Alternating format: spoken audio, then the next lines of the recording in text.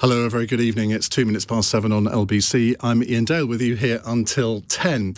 Now, we have a very, very special occasion today because it's the first time that a Chancellor of the Exchequer has been brave enough to do a phone-in on a budget day or spring statement day. And I think the Chancellor is possibly at this moment thinking, was this such a good idea? Well, we'll tell over the next 45 minutes. Rishi, thank you very much indeed for joining us on LBC. Well, evening, Iain.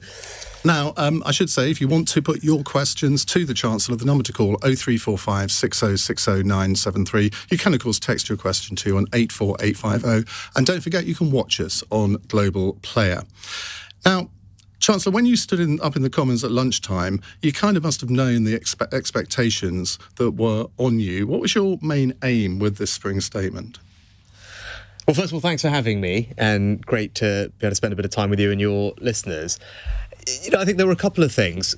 The first was, as I've always tried to do in this job, is just explain to people honestly what's going on. And as part of my job as Chancellor, is just to explain what's happening with our economy, what the outlook is, some of the challenges we're facing. And then, most importantly, provide people with the reassurance that I and the government are on their side. And, we've got some uncertain and challenging times ahead. I wish I could solve every problem that comes our way, but I can't. But where I can make a difference, of course, I'm going to. And today, I think people will have seen from some of the measures that we outlined, whether it's raising national insurance thresholds, cutting fuel duty, cutting income tax in time, that this government is on the side of hard-working British families, your listeners, and we'll get through these next challenges together and move forward. But what about people at the bottom of the income scale, people on benefits, pensioners who are on limited incomes? Very little mention of either of them in the spring statement. And in real terms, they're going to lose, or people on benefits are going to lose 5% of their income over the next 12 months, according to your own OBR. Now, that's a £12 billion reduction in benefits. Now, shouldn't you have done more to help those people? Well, if people look at the last couple of years and the things that I and the government have done, we've always been careful to make sure that those who really need our help, the most vulnerable in society, get it. And today was no different from that, in fact. We announced £500 million of extra money that will go to local councils and something called the Household Support Fund. And that's because, it's impossible for me, sitting in my office in Downing Street, to know exactly everywhere individually who are the people that really need help. And I, having been a local government minister, I know what a brilliant job local councils do at knowing the families that are vulnerable in their areas. And this money goes to them to help on a discretionary basis, those families who really need their help. But also, I generally think that the best way to help people on welfare over time is to help support them into good jobs and get them into good jobs, make sure those jobs are well paid, and then make sure that they can keep more of the money that they earn from those jobs. And we've been doing that a lot, actually.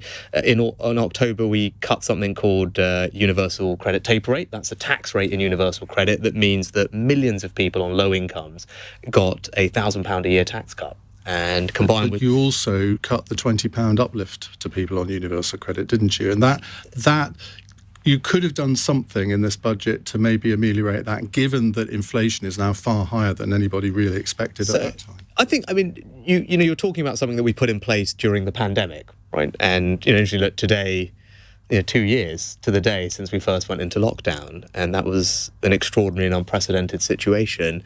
And there were lots of things we had to do during a pandemic to help get the country through it, introducing furlough, notably. But it was right when the pandemic finished and we were getting through it that lots of those temporary measures ended because they were temporary. We're not obviously going on with furlough right now, and that temporary uplift in universal credit was one of those.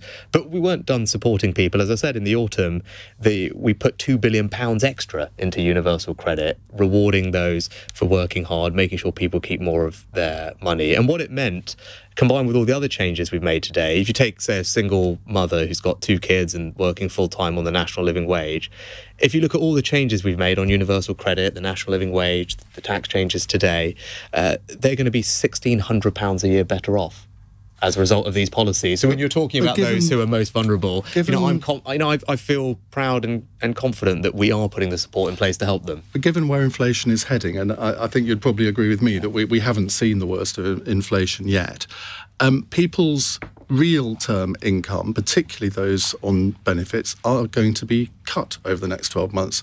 The uplift was at 3.1%. Inflation is now 6.2 and going higher. Do you not think that it was wrong to ignore the fact that this has happened in this spring statement, and that you should have maybe given the £20 back today? No, I don't think it's right to say that we ignored it. And it's very much uppermost in my mind. And that's why, as I said, we announced an extra £500 million for the Household Support Fund directly to support those families that are most vulnerable.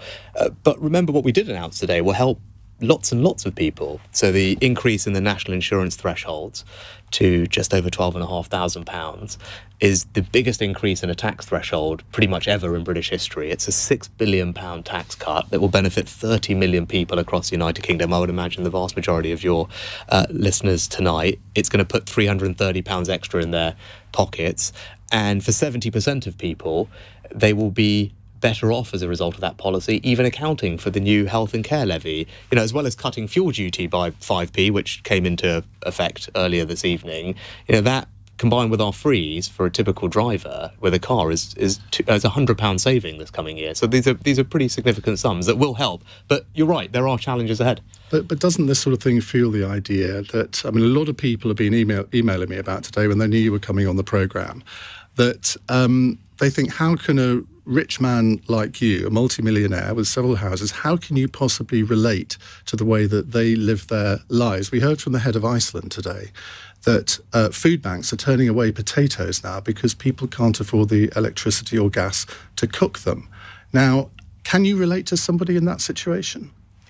I'm sitting here in this job as the product of a lot of sacrifice and a lot of kindness from lots of people in my life, and starting with my grandparents who emigrated here from India and elsewhere, without a lot. And my parents worked their socks off and sacrificed a lot to provide opportunities for me and my younger brother and sister, notably education, right? And that was important to them. And they thought that would be for us the springboard for creating a better life for us. And, I'm really grateful that they did. And it's why I'm sitting here talking to you tonight in this job. And I'm cognizant that not everyone has had those same opportunities, and I've been fortunate. But that's why I work day and night in this job to spread those opportunities, to make sure as many people as possible have the same types of opportunities. And I'm making sure that I'm on people's side. And I'd say, judge me by my actions, right? People have seen me in this job for a couple of years. They've seen the kinds of things I've done. They probably remember those press conferences right at the beginning when I got this job and we locked down pretty much 2 years to the day. And then I had to introduce furlough. And I said to people, look, we will be with you through this very difficult period that we're about to go through. We will be compassionate in how we do it. And I think people hopefully can judge me on those actions. I could talk to you for the next half an hour by myself, but the reason you're here is to talk to callers. That's what we're going to do now. Let's go to Hazel in Crawley. Hazel, thank you very much for your call. What would you like to ask the Chancellor? So I am a single parent to 2 children who on paper has a good job and what's considered a good salary. But unfortunately, the rising costs of everything, especially energy, have now put an intense strain on my ability to provide for my children. The significant increase in our energy bill has meant that we don't have the boiler on. The lights are always off unless absolutely necessary. And when it's cold, we wear jumpers and coats, and sometimes you can see our breaths when we breathe. Now, despite working a full-time job, I'm having to find ways to bridge the gap. I've started cleaning houses, and I spend every evening riding a bike, delivering for Uber Eats. I've managed to cut my grocery shop down to just £15 a week for an adult and 2 children, and I often go without myself to make sure the kids get what they need and they're fed. A £150 grant towards energy bills, which have risen by an average of £2,000 a year, just isn't going to cut it. I've just about been able to balance things up until this point, but I'm now facing paying out more each month than I'm making. What are you going to do to address the soaring costs of energy? And if you're not doing anything, please tell me what else you suggest I can be doing to help myself. Well, Hazel, thanks for your question. And look, I can't imagine how difficult your job is, right? I've got 2 kids as well, and I, have as I said, obviously my wife and other helped with us, so enormous admiration for what you're doing, and it sounds like you're working your socks off to look after them. So tribute to you. On energy bills in particular, you're right, they are going up, and we have something called the energy price cap, which has protected people's bills from going up. But in April it will go up. So on average, and October again. Well, first of all, it's going to go up in April, and that's what we know, and it goes up on average from about £1,300 to £2,000, and that's going to affect almost everybody, and it's obviously a significant increase. So what we announced last month was £350 worth of support to help people meet those bills. So £150, I think as you pointed out, you will get as a rebate through your council tax bill in April. So many people will be seeing that now. Hopefully it's come through on a leaflet at home. And then in October, another £200 off as well. So I think, that hopefully will make a difference. We'll have to see what the October price cap is. We don't know yet, and it'd be wrong to speculate, but obviously we'll see what happens then and adjust as necessary. But to put more money in your pocket, as you said, the measure I announced today, I'm sure will help you, and that was a significant tax cut on national insurance. So again, not knowing your particular circumstances, but a typical worker is going to see £330 tax cut starting in July, and I hope that that's helpful to you and your kids. Does that include the 1.2% rise? Well, because you're putting up national insurance by 1.2% in April, and then cutting it for people at the lower end. The combination of those two things mean that 70% of workers, and probably, as well given the situation she described herself being in, would be in this category. 70% of workers will pay less tax even after accounting for the new levy. So it will really help put extra cash in people's pockets starting in July. OK, as a quick response from you? I think the response from Rishi is difficult because the support that is apparently being offered just isn't relative at all to what the rising costs are for us. And, the fact that energy is going to be going up again in October, despite how significantly it has gone up already, you're going to see more and more people relying on food banks, then also not able to afford to work. And you're going to have people in low-income families or families such as myself who may well get very, very ill because they're unable to afford to heat their homes. OK, thank you very much for your calling. One of the things I think, as I mentioned there, was petrol prices. You've cut petrol duty by 5p. France has done 12.5p, but there were a lot of garages, certainly in my local area, that in anticipation of you cutting the 5p, added another 5p. There is profiteering going on here, isn't there, among some of the petrol companies?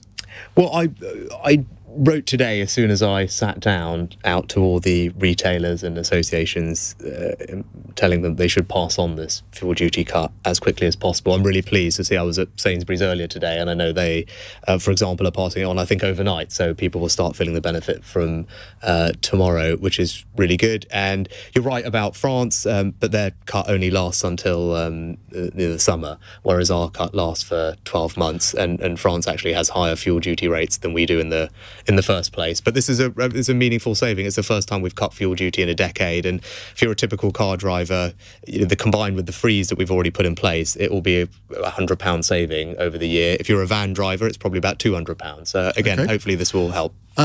Let's move on to our next caller. It's Sarah in Grimsby. Sarah, hi, what would you like to ask? Hi, thank you to both of you for having me on. My question is to the Chancellor. What will the spring statement do to help young people, if at all? I turned 24 last week, and I know that me, my friends, people our age, we don't have much hope for the future. House prices are soaring, national insurance, we can't get jobs, for example. Sarah, hi. Well, I'm sorry that you feel like that, but I want to tell you that hopefully you can feel more confident and optimistic about the future. So on national insurance, today we announced that we'll be putting in place a really big tax cut for national insurance, as we were just discussing with Hazel. So that will come in July, and that will mean about a £330 tax cut for Why a typical can't it come in April? worker. That's the beginning of the tax year. Yeah, it's. I would happily do it in April, but unfortunately, it takes time for all the payroll providers and software providers to change all their systems and work with employers to do it. Computer says no. So it's not so much normally they take longer than that. So this is quicker than it happens normally. But again, it's as quick as we can operationally deliver it to all of you, not us, but so much all the software providers. So Sarah, that will help on national insurance. But you also talked about jobs, and you're right. And I want to make sure that we're providing opportunities for young people at the start of their career.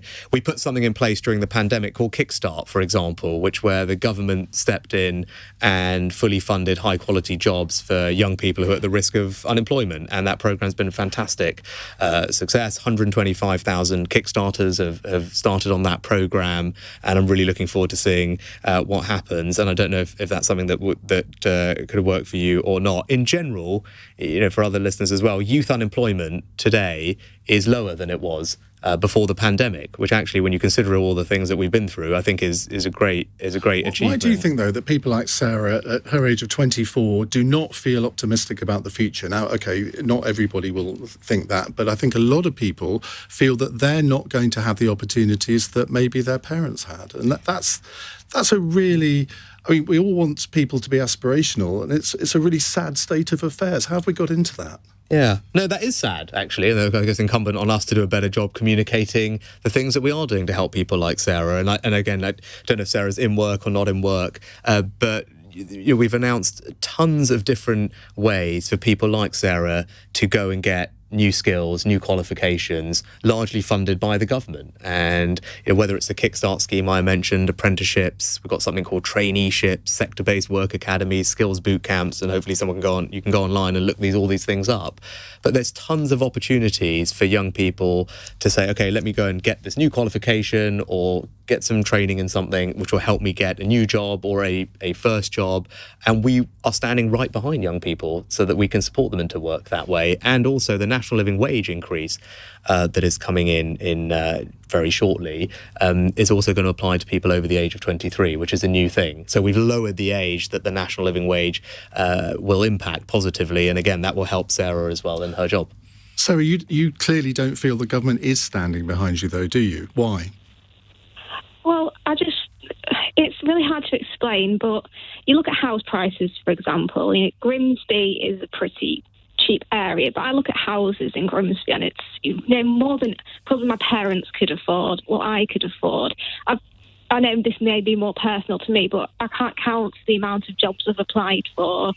It's getting to the point where people think we're going to, if people don't want kids because they can't afford them, they're putting off starting families.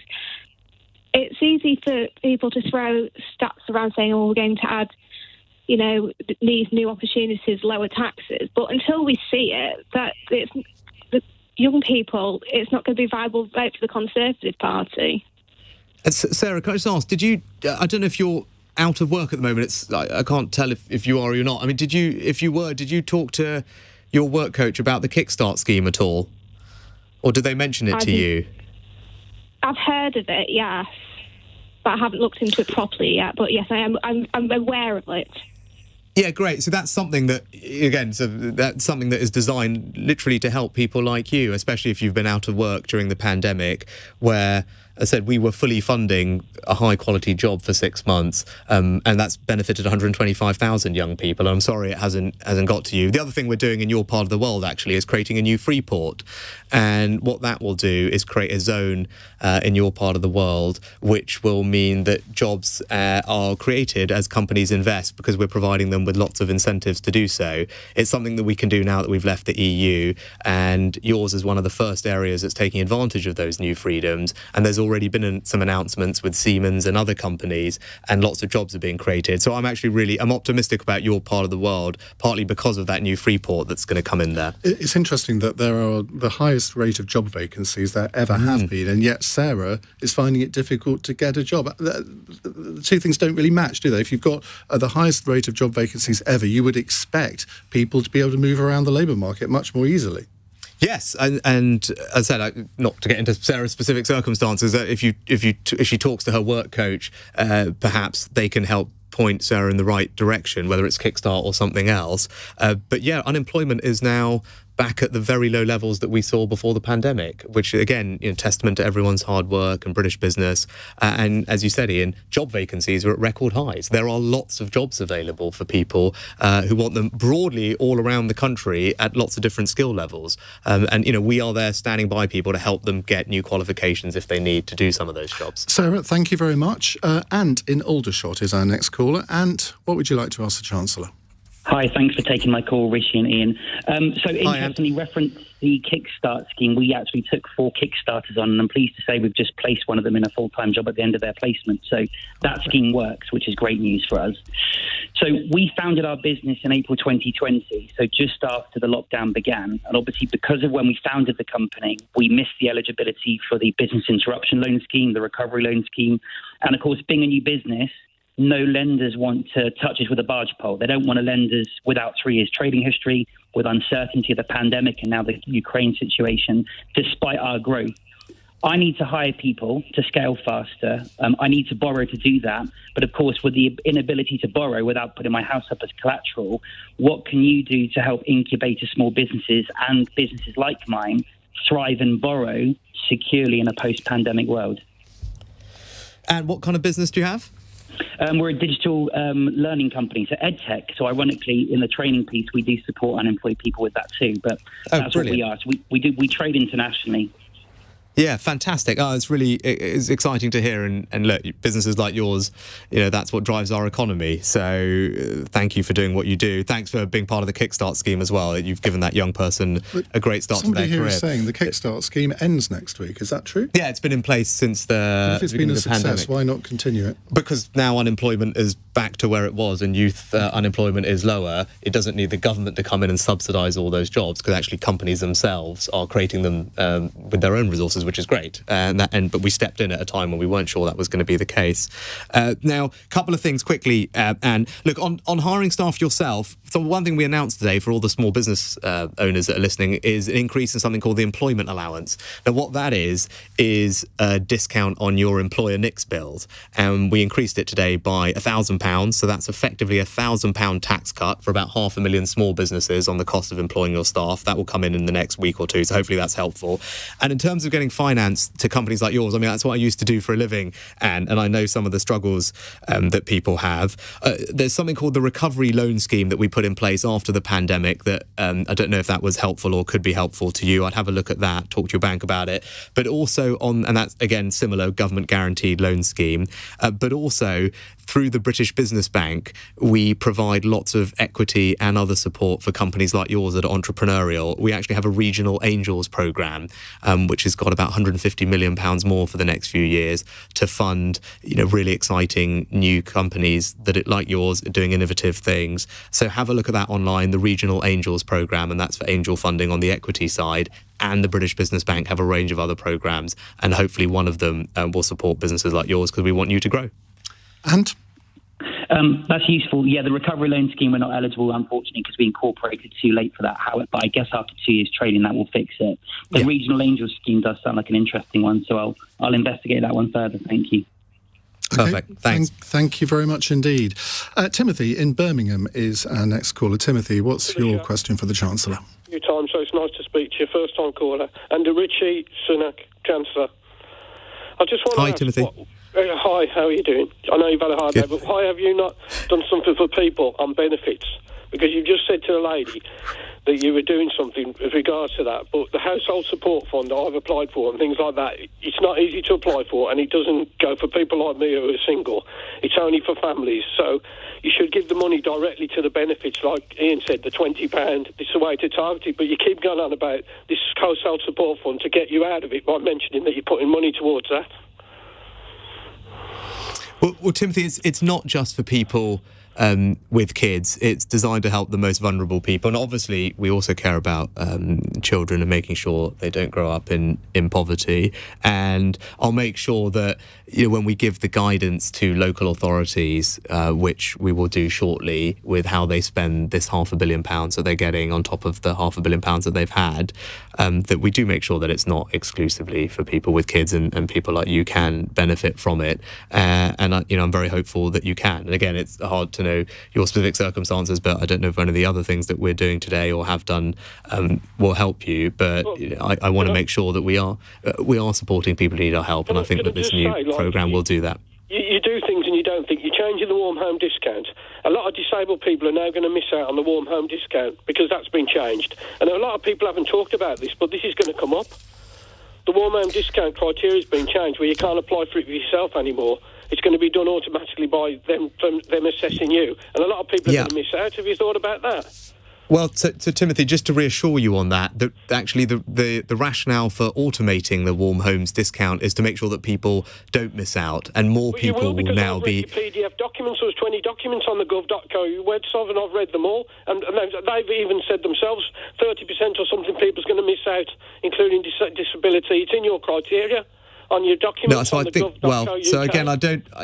Actually, what's happening, as far as I'm aware, is we're actually increasing the number of people who are going to benefit from the Warms Home discount, and it should go up by about a third to 3 million people with the new programme, and it's also going up to £150. So for those, I don't know, there'll be other listeners that may benefit from this, and others that will want to know what it is. That's a programme that operates through energy bills to provide a discount off bills to people, for example, on pension credit or in who are using other means tested benefits. And as I said, it's worth about £150 now. It's gone up from what it was, and the eligibility is expanding rather than contracting, going up to 3 million people. But why is it when you will tell me that the government is spending more on disability benefits than ever before, I get so many callers over the months telling me that they're getting less money? The two things don't seem to compute.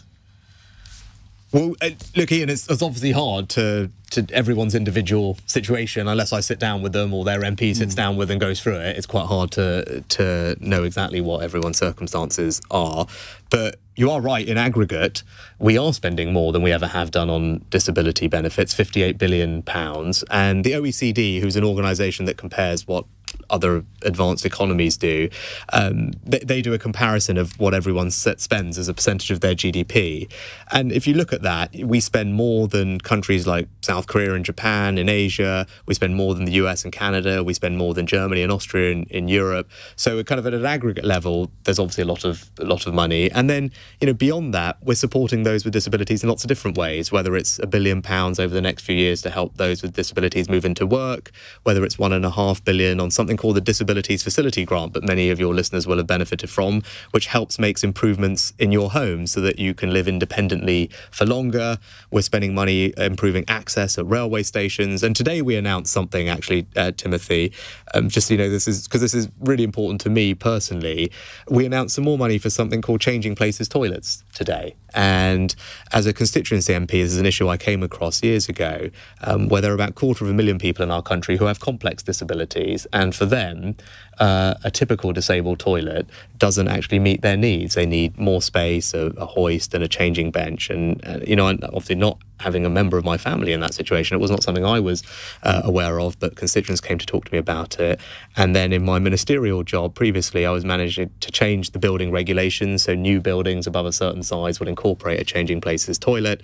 And we announced today more funding that will increase the number of changing places toilets around the country by about 40%, an extra 500. And it may seem a small thing, but talking to families for whom this is really important, it's about giving them, their kids, the dignity that they deserve to live their lives. So it just shows you that this is something that I hopefully will show you that it's something that I do care deeply about. Okay, we have another 15 minutes with the Chancellor, but I know it goes quickly, doesn't it? But let's take a little break now for the LBC News headlines. It's 7:30. Here's Amelia Cox. The Chancellor has defended his spring statement, saying the government is doing all it can to help people with their energy bills. Rishi Sunak says the household support fund will be doubled so councils can help those who are struggling the most. He's told LBC he wants to help. I wish I could solve every problem that comes our way, but I can't. But where I can make a difference, of course, I'm going to. This government is on the side of hard-working British families, your listeners, and we'll get through these next challenges together and move forward. The rise in national insurance will go ahead next month, but the threshold is being increased by £3,000 in July. A cut to fuel duty of 5 pence per litre has come into force and will run over the next 12 months. Labour has accused the government of making the wrong choices and says ministers don't understand the challenges people are facing. LBC weather, dry and largely clear tonight. The odd shower for the far west of Scotland by dawn, a low of 2 degrees. LBC.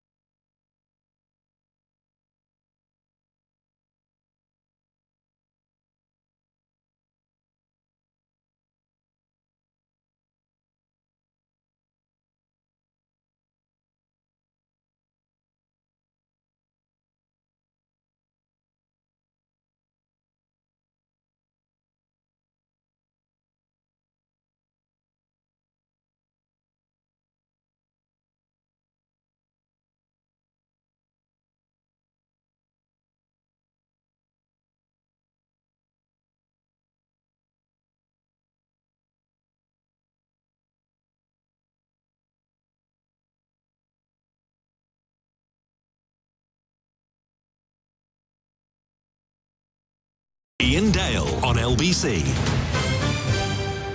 It is 7:33 on LBC. We have the Chancellor of the Exchequer, Rishi Sunak, taking your calls. Let's go to our next call. It's from Ian in Fife. Hello, Ian. Hi, good evening.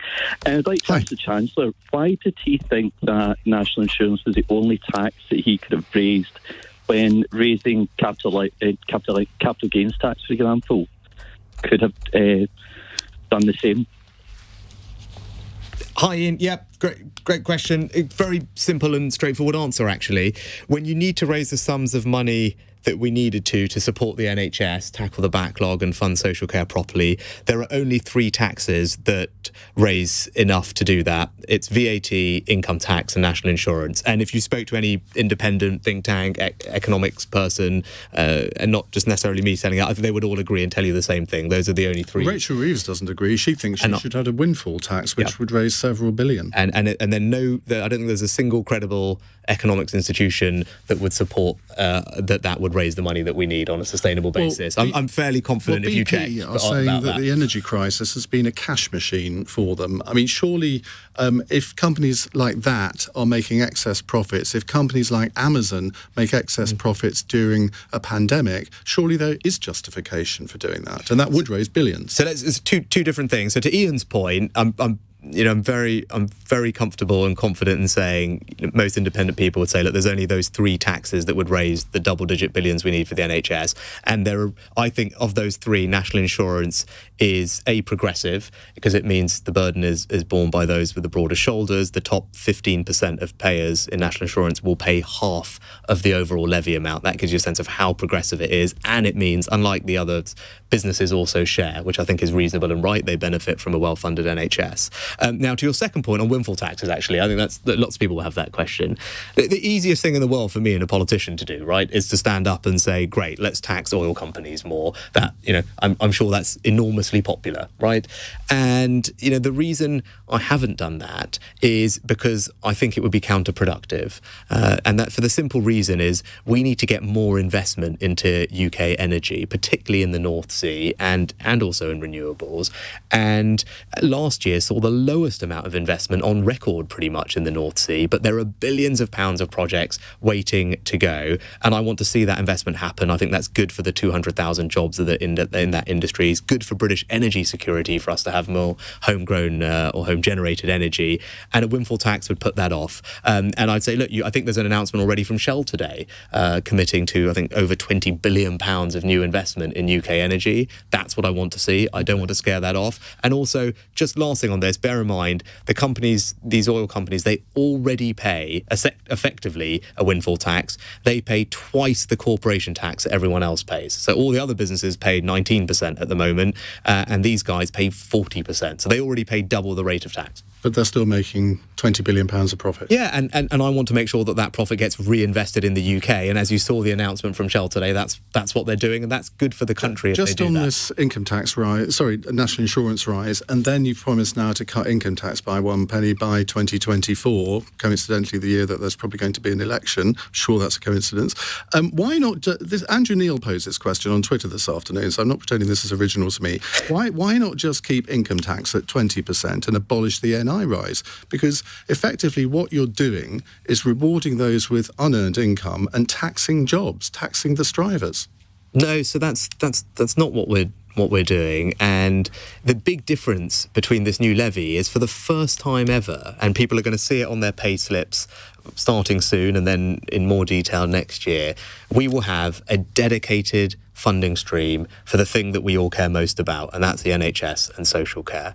And for the first time, we'll have a specific tax where every penny that you pay, you know with confidence, legally, is going to go direct to the thing that you care most about. And everyone's been reading and hearing about the backlogs. Many people's families, you'll be experiencing this yourself, the wait time for getting your treatment. I don't think that's right. And I know that there's a team at the NHS that are really committed to working hard to work on that backlog and get it down, but they need funding to do that. And we all saw what was going on with social care in the pandemic. We want to make sure it's well funded going forward. And I think it's right that we have a dedicated funding stream for the thing we care most about. That's what the levy does. And cutting income tax will be something that will benefit tens of millions of people across the UK. And that comes on top of the tax cut we announced today by raising national insurance thresholds. Why announce that tax cut now? We're in early 2022. You're saying it'll be done by the end of the Parliament, which would be probably middle of 2024. Well, why not save that announcement until you're actually going to do it? Because, today wasn't just about the individual policies. Today was also about a plan. And we published something today called a tax plan. And I'd urge your listeners to go online and have a look at it. And it's nothing better. It's deliberately written in a way that I hope is accessible, easy to understand. Because what I wanted is for people to know what our direction of travel is over the rest of this Parliament. And it's not just about a random policy here. It's about giving people the reassurance that me and the government, we've got a plan for what to do with taxes over the next few years. We started last autumn by cutting the tax on universal credit. Today, we cut taxes for national insurance and for fuel and for small businesses. We're going to be cutting more taxes for businesses to encourage more investment in the UK, more R&D, and then we're going to cut income tax. So people now have a clear sense of what this government is about, and that's being on the side of hard-working families and making sure that they have more money to keep in their own pockets. You are pitching yourself as a tax-cutting Chancellor, as any Conservative Chancellor would do, but you have raised more taxes in the last 2 years than any Chancellor in the last 50 years. Our tax burden is going up from 33% of GDP to 37% of GDP by 2026-27. Don't you get embarrassed by those figures as a Conservative Chancellor who tries to say that he's a tax-cutting Chancellor? Iain, I'm also the Chancellor that had to deal with a once-in-a-century pandemic. I'm also the Chancellor that experienced the biggest economic shock to the country for 350 years. Saw borrowing spiral to levels that we haven't seen since World War II. I'm the Chancellor that had to introduce furlough. So, yeah, I have to deal with the world as it is, not as the way I would like it to be. Why not say then, look, we can't cut taxes for the next few years. We've got a terrible financial situation. Borrowing is at the third highest level it's ever been in this country, £138 billion of borrowing this year. We need to sort that out first. We need to sort out inflation first, and that means there ain't going to be any tax cuts. But the point that I've made is we've made some difficult decisions to do exactly that. And we're fixing the public finances with the decisions that I've made. It's not always easy to do those things, but they're the right things to do. They're the responsible things to do for the country. And because we've done that, and because things are better, because the economy's growing, people are in work, and debt is forecast to be falling, borrowing is coming under control. But it's important. It's because we've done those things that I can stand up today and say, yes, we're now going to be cutting your taxes, and we started that today with more to come, and we're still investing in public services, and we've got a grip on our borrowing and debt. That's what you get from a Conservative government. Slightly running out of time, as I think you can see from the clock. So let's move on to Julia in Southampton.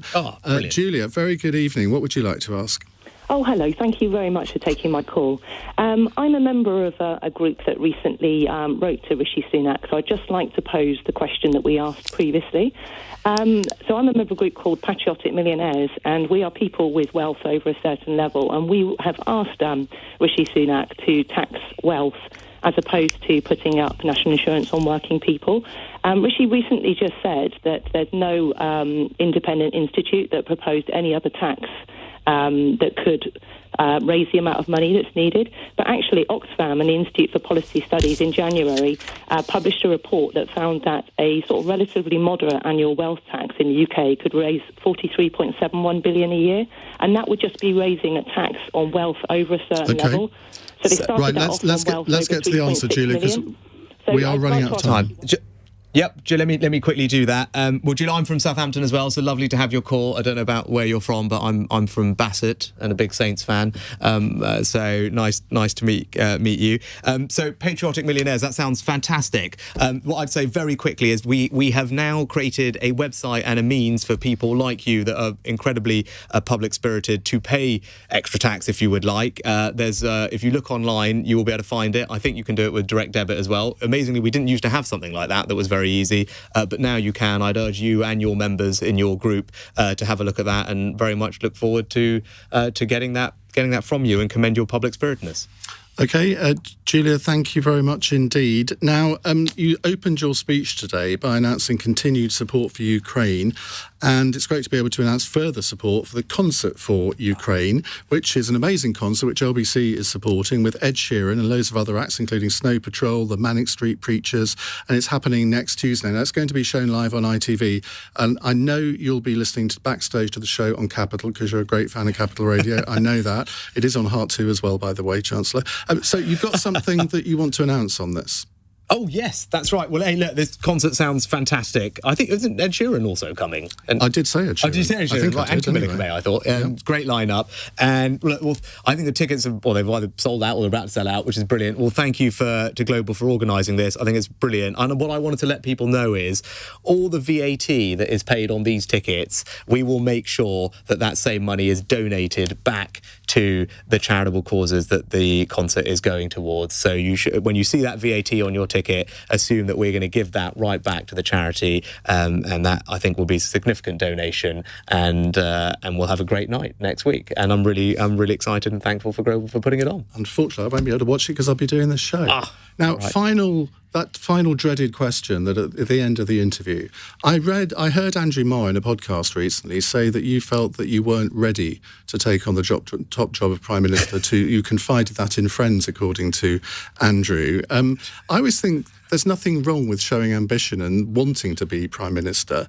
Is that a job that you might like one day? Now, you're obviously going to say not now, there's no vacancy and all the rest of it, but one day, is it something you fancy? I am going to say that, Ian, because, gosh, if you look at everything that's on my plate at the moment, it's the right thing for me to be focused on that. And I know right now people are struggling with the cost of living, and that's why today, we've been working on it for a while. We announced this tax plan, and it delivers the biggest net cut in personal taxes in a quarter of a century. Fuel duty cut by 5p, saving people £100 coming in tonight. National insurance thresholds. You're not kind of answering the question. No, but I think these are the things that I've been working on. These are the things that people expect me to do. It's delivering that tax cut and national insurance, £330, and an income tax cut. Because, look, there are uncertain times ahead, and we need to face these global challenges together. And I want people to know that I'm on their side, we're on their side, and we're going to support British families through it. Now, we know that you love Capital Radio. You've got a Capital Radio mug on your desk, I believe. Yes.